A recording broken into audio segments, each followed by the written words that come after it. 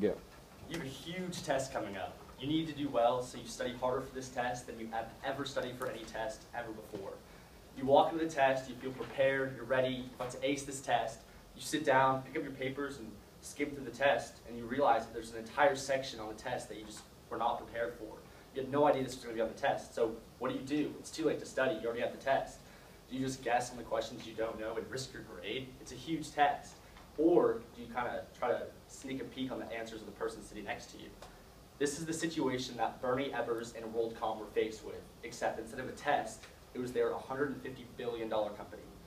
In this speech, I'll talk about the rise and then ultimate downfall of WorldCom.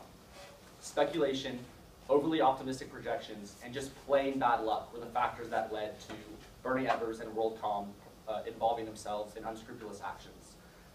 As the Wall Street Journal states, Bernie Ebbers had very humble beginnings. Before he was in WorldCom, he was a milkman, he was a high school basketball coach, he was involved with motels or something, until in 1983 he started WorldCom. And it just took off. In 1990, it had a reported revenue of, from Bob Light, who wrote the Congressional Research Report on WorldCom, had a reported revenue of $150 million. After that, in the 1990s, WorldCom just took off. They made 60 acquisitions, including a $37 billion merger with MCI in 1998. And this led WorldCom to be the second largest United States telecommunications company. In 2001, they had a reported revenue of $40 billion. And this was all because of their optimistic projections of consumer demand. They rushed to build their infrastructure because they felt there was a huge demand and they wanted to have the supply. Now, this would have been completely fine under normal circumstances, except when they walked into the test and realized that there was a whole section that they weren't prepared for. And that section was called the dot-com boom. And as Bob Light describes, the dot-com boom was this period in the late 1990s where all the investors were just throwing ridiculous amounts of money into any company that just had .com in it. No, didn't matter the credentials, and everyone was making a lot of money. So this caused a huge decrease in demand for the telecommunications company. And this affected all companies, but it was worse with WorldCom because they were falling short of revenue expectations. And according to Hancock of CBS, at this time they had $30 billion worth of debt, which was amounted because of the numerous acquisitions they made in the 1990s. So at this time, WorldCom and Bernie Ebbers are sitting down, taking the test, and realizing that they're going to do very poorly unless they act quickly. So what do? They started cheating. And in 2001, they started reporting their expenses as expenditures. And as Abercamp from Accounting Coach describes, there's a very fine line between expenses and expenditures. An expense is something that you buy, or it's consume a good or a service, while an expenditure is like something that you buy like an asset. So by them reporting it this way, they increased their income because their expenses were reduced, seemingly, while also increasing their assets because expenditures are listed as assets, which is completely unethical as well as unlawful.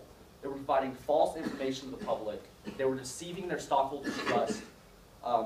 They deceived their stockholders into buying more WorldCom stock because it seemed like their stock was doing amazing when in actuality they were faltering. And at this point in time, WorldCom is cheating on the test, and it seems like they're going to get away with it until their teacher looks over and sees them cheating. And in this situation, their teacher was their own internal auditing department.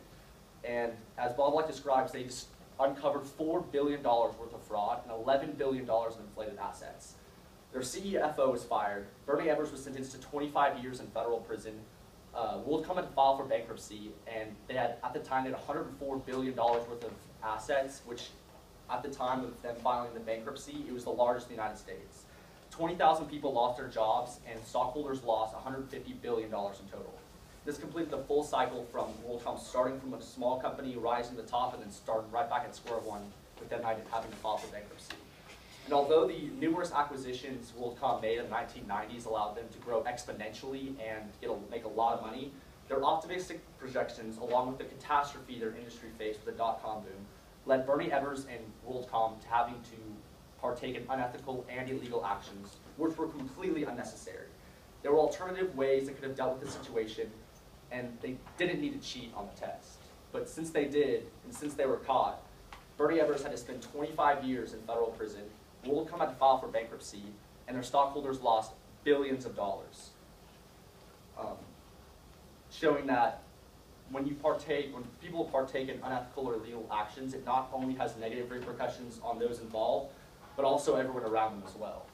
Simply put, it's not worth cheating on the test.